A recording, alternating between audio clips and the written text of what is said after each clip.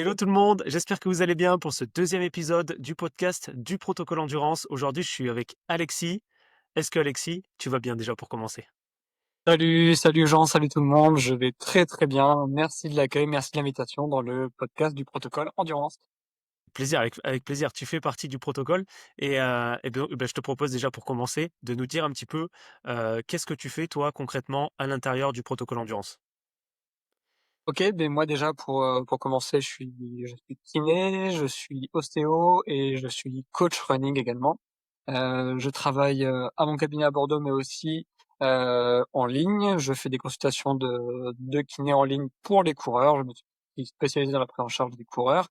Et dans le protocole, bah déjà je coach pas mal de coureurs dans un premier temps, et surtout je suis le référent santé, où je m'occupe des coureurs qui ont des blessures plus ou moins C'est ça. importantes, ou qui veulent faire de la prévention, ou qui souhaitent améliorer ses performances avec des points autour de la chaussure, de la foulée, ou encore des petits conseils d'exercice pour prévenir les blessures. C'est ça. Et pour résumer concrètement, c'est dès qu'un coaché rentre dans le protocole endurance, la plupart du temps, du coup, il fait un point avec Alexis et on va parler un petit peu de l'intérêt un petit peu de ce point un petit peu plus tard dans cet appel. Et donc toi, concrètement, ça fait combien de temps un petit peu que tu es kiné et que tu t'es spécialisé dans la course à pied? Moi, je suis kiné depuis 10 ans maintenant, 10 ans, et je me suis spécialisé dans la course à pied depuis 5 ans. OK. OK, OK.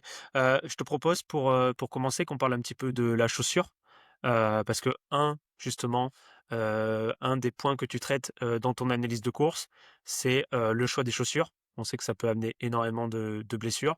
Donc un petit peu, quelles sont un petit peu les bonnes choses à faire pour le choix des chaussures? Et concrètement, comment ça se passe, toi? Comment tu aides les coureurs, à sélectionner la bonne paire de chaussures? Et oui, tout à fait, hein, maintenant on sait que les chaussures ont un vrai impact en course à pied. Ça a un impact notamment dans la performance, un impact notamment par rapport à l'économie de course, mais aussi un impact sur la foulée. Ça peut améliorer ou avoir une foulée qui est moins efficace, et donc ça a un impact aussi sur les blessures, parce que ça peut augmenter les contraintes sur certaines zones, et alors qu'on veut, en général, quand on change de chaussure, réduire les contraintes à la base. OK, OK, et ça, c'est quoi, du coup, un petit peu les différents paramètres, d'une paire de chaussures? Déjà, il y a pas de bonne ou de mauvaise chaussure, toutes les chaussures sont bonnes, mais selon les paramètres, elles seront plus ou moins compatibles avec certains coureurs. Parce qu'on a tous une foulée différente, ça c'est très important à rappeler et à conserver. Il y a pas de foulée parfaite, on a tous des différences de foulée, comme on a des différences de posture ou de symétrie de jambes, de regard, etc. Et dans une chaussure, on va parler notamment de l'épaisseur qu'il y a sous le talon. On va parler du poids de la chaussure, on va parler du drop, et on va aussi parler des différentes technologies ou matières qui composent la semelle. OK, donc si je résume un petit peu, c'est vraiment la chaussure qui doit s'adapter à la foulée du coureur et pas la foulée qui doit forcément s'adapter à la chaussure. Ouais, c'est ça, Ah, c'est à peu près ça.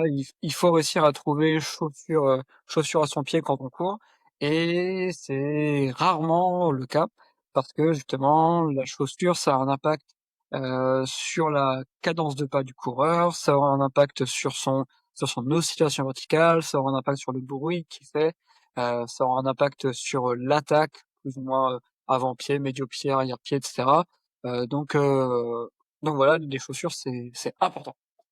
OK, et donc du coup, quand on débute la course à pied, toi, tu conseilles, quel genre de chaussures?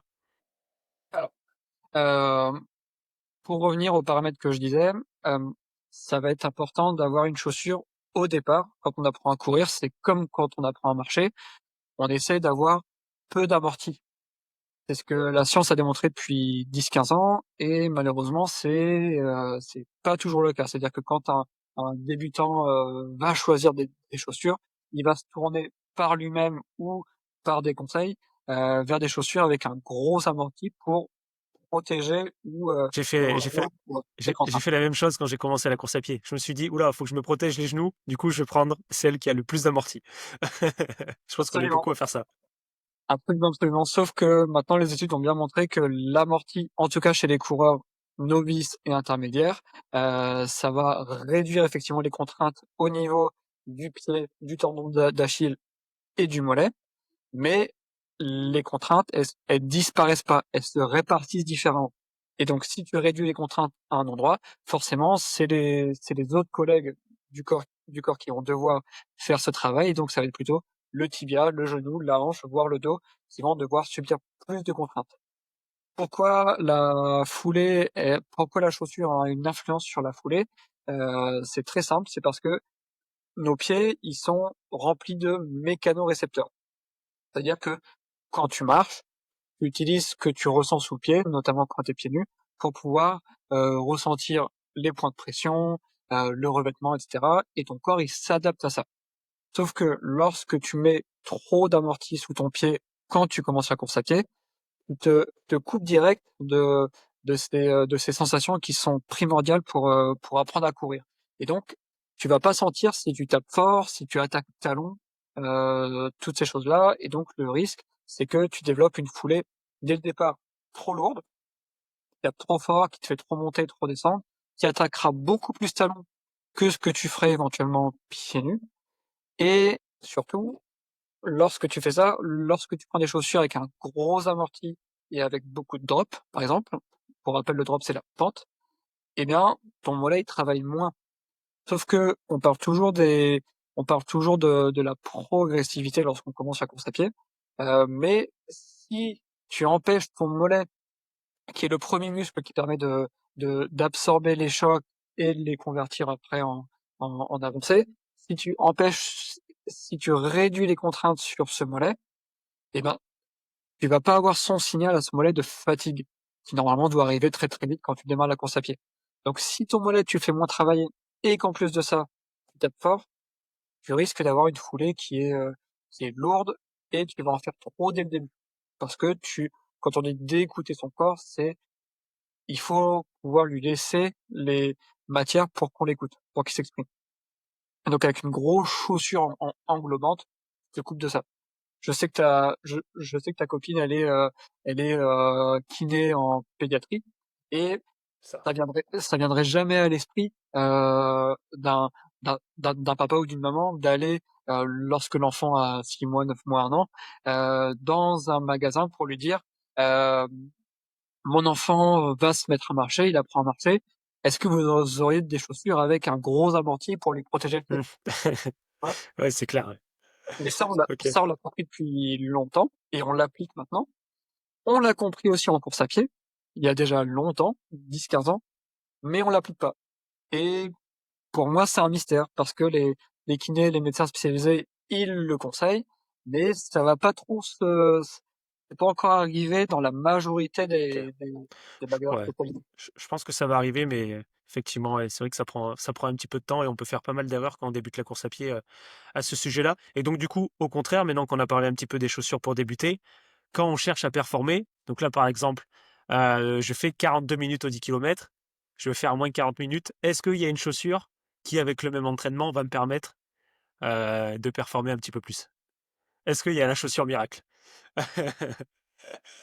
La chaussure miracle n'existe pas, forcément, mais on a vu que chez les coureurs confirmés, des coureurs qui vont déjà vite et qui ont déjà une bonne foulée, eh bien oui, la chaussure peut améliorer les performances, parce que, heu, grâce à grâce à un certain drop, une certaine matière, sous le pied, que ce soit le carbone, certaines mousses, certaines plaques nylon, et cetera, on vient, heu, on vient améliorer ce qu'on appelle le dynamisme. C'est, la conservation d'énergie. On prend l'énergie qui arrive pour la renvoyer vers l'avant.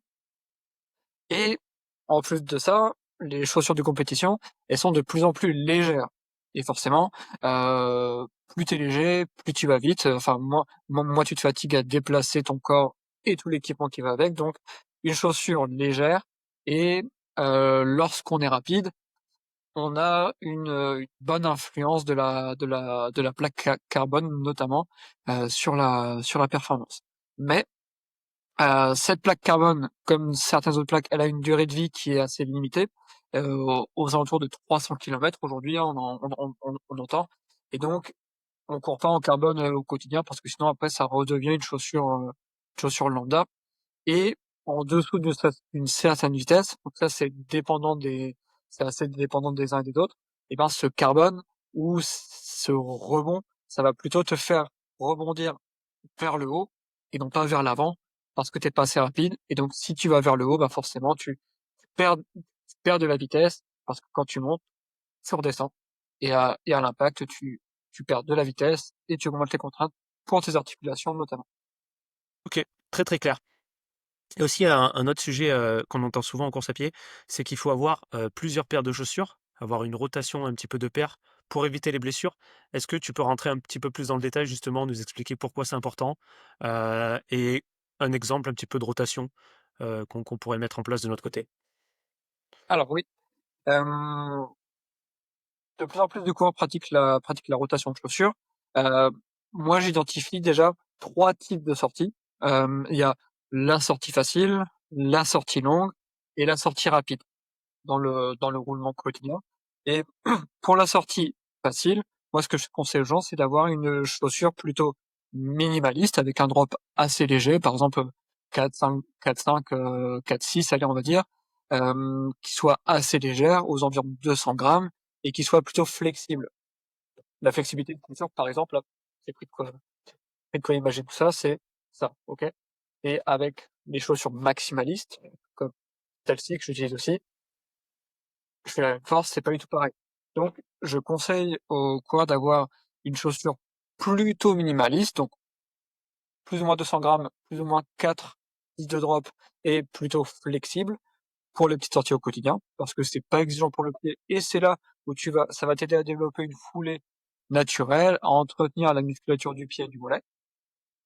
Pour la sortie rapide, là, ça va être plus exigeant pour le pied et le mollet d'aller vite et donc ça peut être intéressant d'avoir un peu plus de drop, un petit peu plus de dynamisme dans la chaussure, pour justement pouvoir travailler cette vitesse. Ça, c'est hyper intéressant et ensuite pour la sortie longue et ben, c'est en fonction des gens.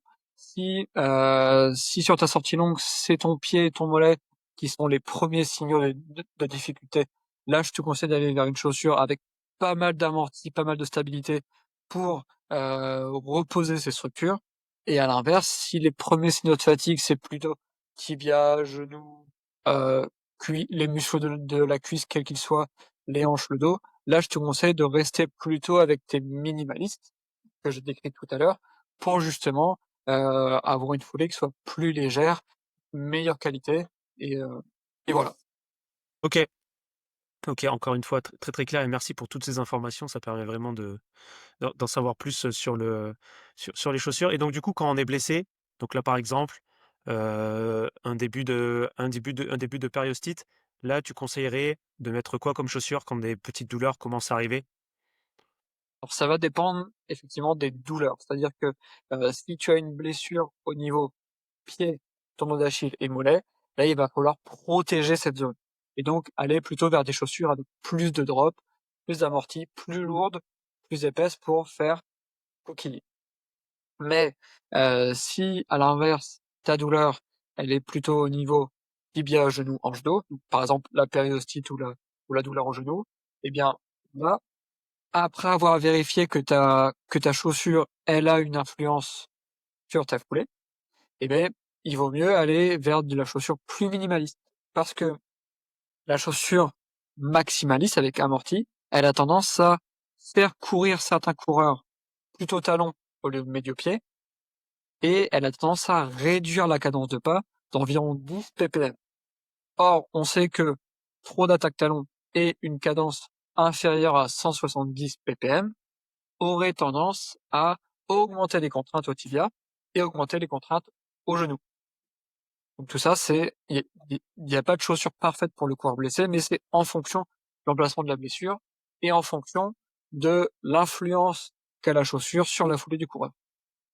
OK et aussi en fonction de la gravité, donc déjà être sûr de savoir ce qu'on a et si on peut continuer à courir, effectivement. partir sur le meilleur modèle. OK, et donc maintenant, un autre cas, moi j'essaie vraiment de te poser, toutes les questions possibles.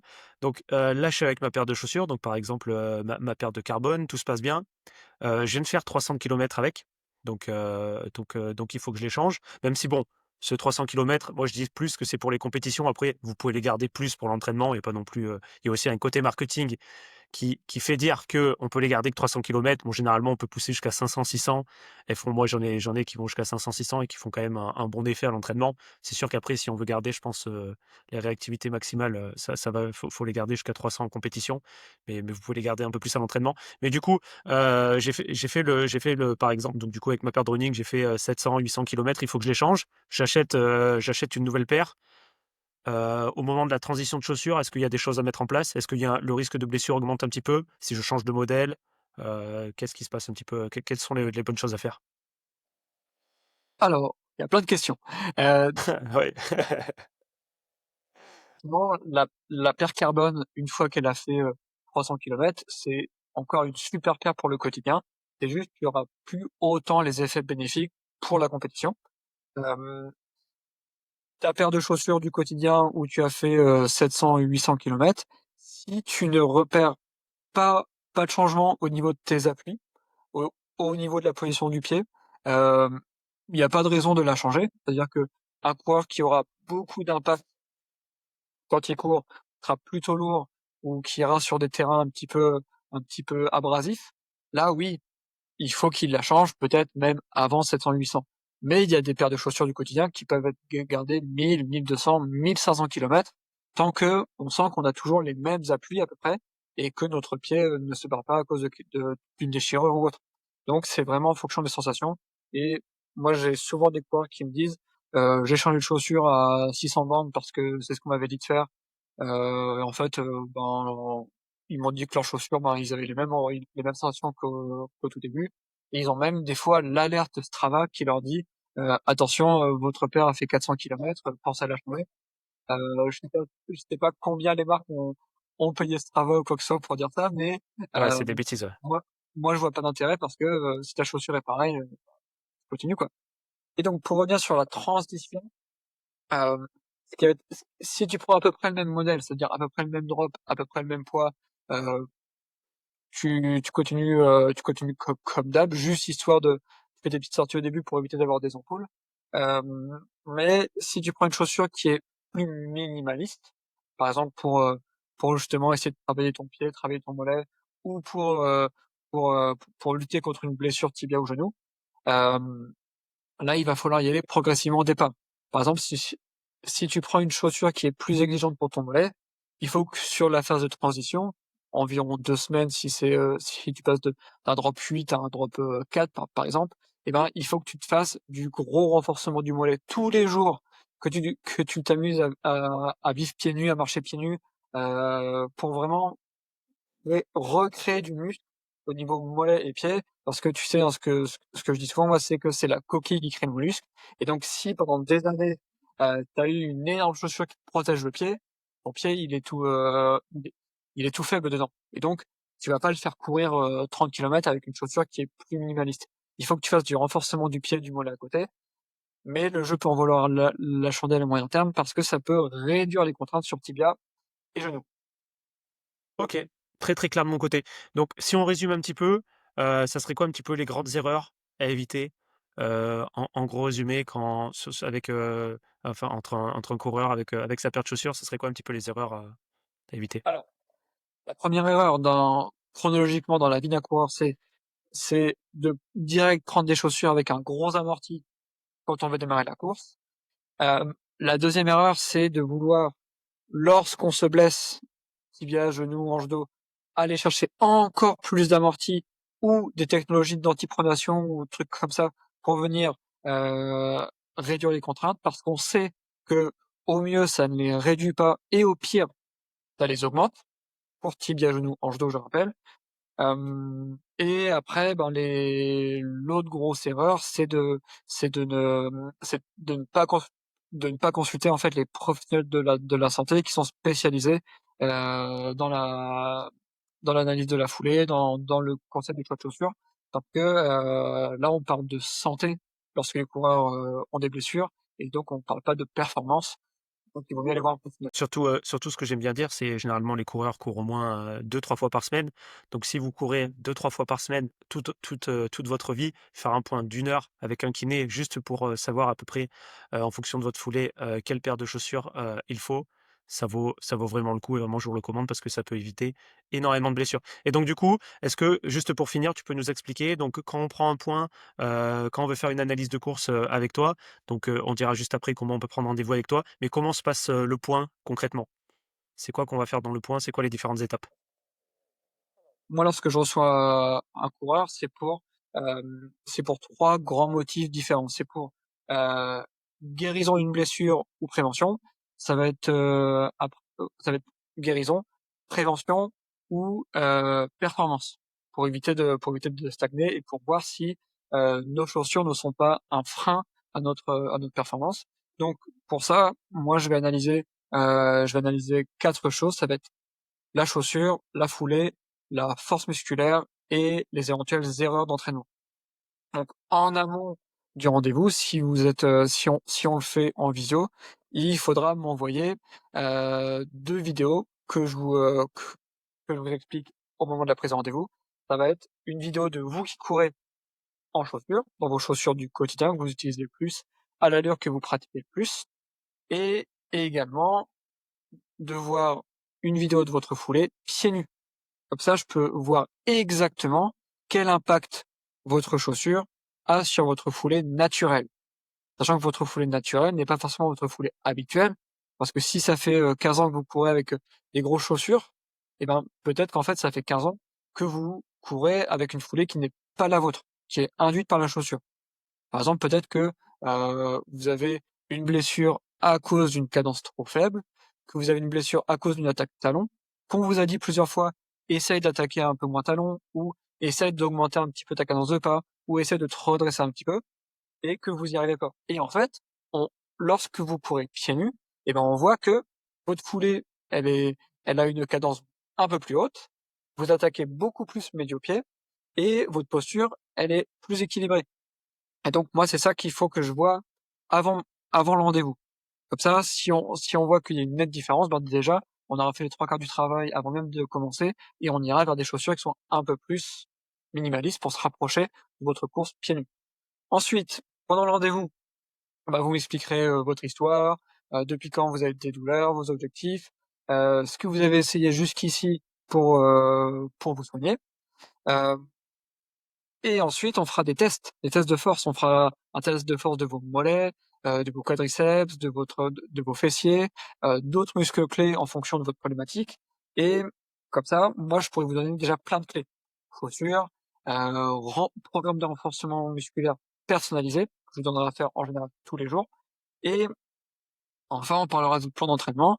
On sait que en fonction des blessures, ça va être plus lié à certaines erreurs d'entraînement. Par exemple, on sait que l'essuie-glace, c'est une blessure lorsqu'on a sauté des étapes dans le volume de course. On s'est mis à courir trop longtemps, trop tôt et à l'inverse, le une tendinite d'Achille ou une périostite, on est un peu plus vers des blessures d'intensité, où on a mis de la vitesse un petit peu trop tôt, un petit peu trop vite.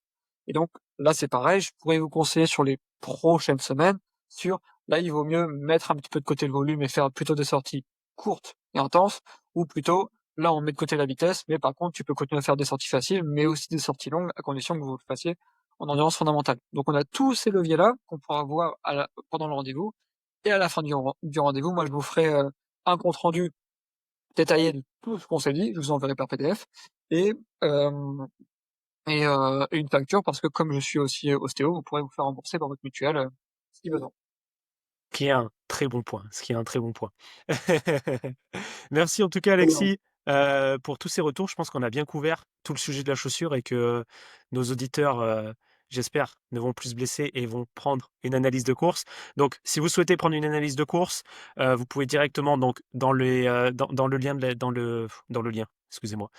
Dans les commentaires de la vidéo, je vais mettre directement, le lien vers le Instagram de Alexis. Donc directement, vous pourrez lui envoyer un petit message et il vous guidera vers son analyse de course. Même chose, si vous voulez du coaching, vous pouvez directement soit contacter Alexis, soit me contacter moi. Dans tous les cas, on est tous les 2 dans le protocole, donc vous tomberez au même endroit à la fin et voilà. Je sais pas si tu as un dernier mot à ajouter, Alexis?